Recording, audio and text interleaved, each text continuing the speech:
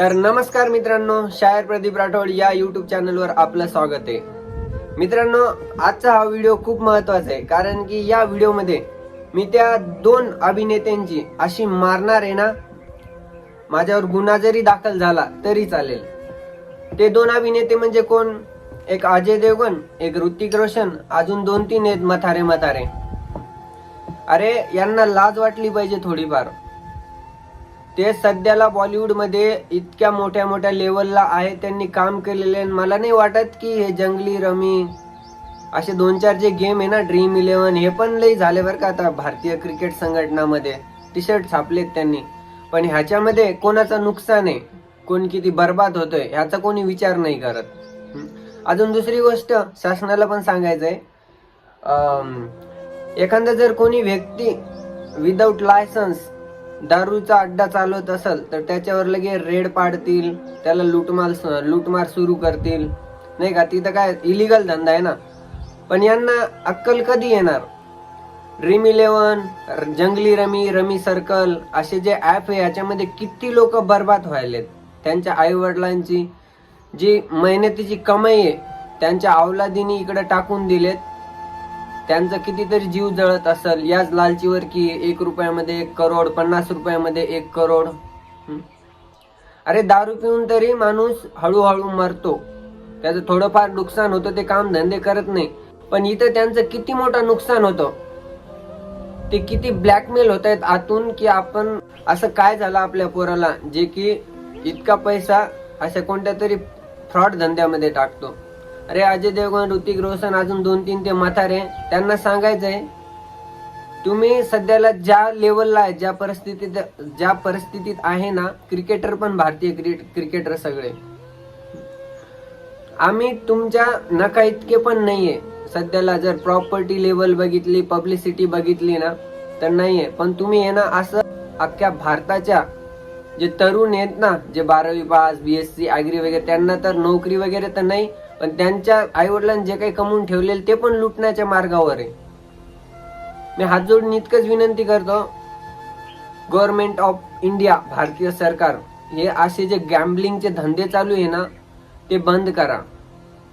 मी काही वाकडे तिकडे शब्द बोलले असेल, पण माझ्यावर काय बीतली, माझ्या पण गावाच्या अवतीभोवती घरामध्ये कोणी जरी या गॅम्बलिंग मध्ये खूप स्कॅम झालाय त्यांचा, म्हणून मी बोलतोय हे असे धंदे बंद करून टाका. अजय देवगण, ऋतिक रोशन यांना पण सांगायचं की हे मूर्ख लोक एक वेळेस असे पिक्चर काढायचे ज्याच्यामध्ये देशभक्ती दाखवायची, ज्याच्यामध्ये गोरगरिबांना मदत करताना दाखवायचे. पण हे आता गॅम्बलिंगचे ऍड करतात.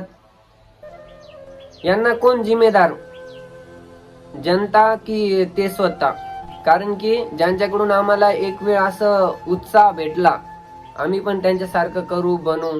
आता तेच आम्हाला जर अशा वाईट वळणामध्ये नेत असेल तर मग आम्ही कोणाची प्रेरणा घेऊ, आम्ही कोणाचं बघू? गायछाप काढली, त्याच्यावर लिहून देतात तंबाखू जानलेवा आहे. सिगरेट काढली, सिगरेटवर लिहून देतात की स्मोकिंग हानिकारक आहे. दारू काढली, दारू जानलेवा आहे. मग यांना पब्लिश कशाला करता? ज्याला तलफ आहे ना, मरू द्या ना त्याला. पण सुरुवातीला जर तुम्ही त्यांना प्रोत्साहन देत असाल तर मग याला जिम्मेदार कोण? म्हणजे असं नाही की आपण ऍड दिली आणि तुमचा हेतू असा आहे की तुमची इच्छा, तुम्ही ते खेळू किंवा नाही खेळू. जर तुम्ही असे फालतू गेम आणि गॅम्बलिंगचे धंदे जर आमच्यापर्यंत आणलेच नाही तर आम्ही खेळणारच कशाला? अरे या भिकार चोटांना असं सांगायचंय, जर तुमच्यावर प्रसिद्धी टिकवण्यासाठी जर तुम्ही असं करत असाल तर मान्य करतो, पण असं तुम्ही तरुणांना एक वाईट वळणावर नेताय ना, याला जिम्मेदार कोण? म्हणून सांगतोय मित्रांनो, अशा 2-4 काही अभिनेते भरपूर आहे अजून. मी तर ह्यांनाच हायलाइट केलं. जे क्रिश 3 मध्ये ऋतिक रोशननी त्याच्या डायरेक्टर प्रोड्युसरनी काय दाखवलेले, वा देशभक्ती. पण असा मूर्खपणा आहे ना हे करतात ऋतिक रोशन, अजय देवगण.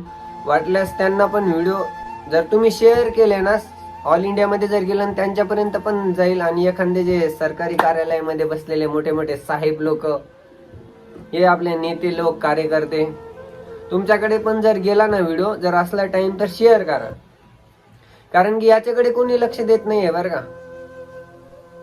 आपल्या भारतात आहे ना भ्रष्टाचार, बलात्कार, अन्याय याच्या विरुद्ध कोणी बोलणार नाही. खूप कमी लोक आहेत. तुम्हाला माहितीये का, मी जे असे ब्लॉग सुरू केले ना, या ब्लॉग मध्ये 2-4 लोकांचं इन्स्पायरेशन घेतलंय.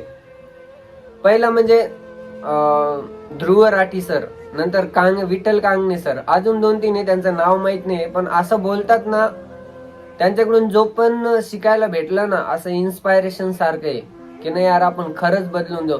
सोनू शर्मा सर, असे 2-4 आहेत मित्रांनो. म्हणून तुम्हाला सांगायचंय की ऍड प्रमोटर करणाऱ्या त्या प्रत्येक लोकांशी सावध राहा. कोणत्याच लिंकवर जाऊ नका, रजिस्टर करू नका. मी पण ऍड केलेली अगोदर, पण मला त्याचं साईड इफेक्ट माहीत झालं की लोक किती प्रमाणात बर्बाद व्हायले, त्यांचा मेहनतीचा पैसा कुठं चालला म्हणून.